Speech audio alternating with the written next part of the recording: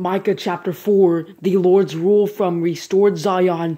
In the last days the mountain of the Lord's house will be established at the top of the mountains and will be raised above the hills. Peoples will stream to it, and many nations will come and say, "Come, let us go up to the mountain of the Lord, to the house of the God of Jacob. He will teach us about his ways, so we may walk in his paths. For instruction we will go out of Zion, and the word of the Lord from Jerusalem.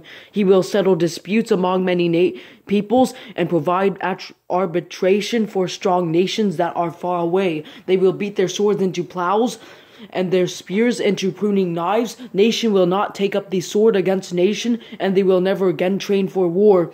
But each man will sit under his grapevine and under his fig tree, with no one to frighten him, for the mouth of the Lord of hosts has promised this. Though all the peoples each walk in the name of their gods, we will walk in the name of the Lord our God forever and ever.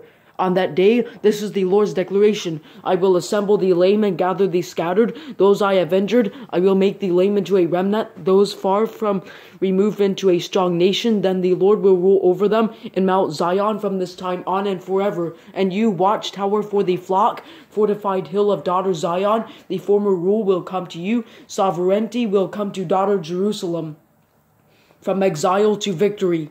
Now why are you shouting loudly? Is there no king with you? Has your counselor perished, so that anguish grips you like a woman in labor? Writhe and cry out, daughter Zion, like a woman in labor. For now you will leave the city and camp in the open fields. You will go to Babylon. There you will be rescued. There the Lord will redeem you from the power of your enemies. Many nations have now assembled against you. They say, let her be defiled, and let us feast our eyes on Zion. But they do not know the Lord's intentions or understand his plan, that he has gathered them like sheaves to the threshing floor.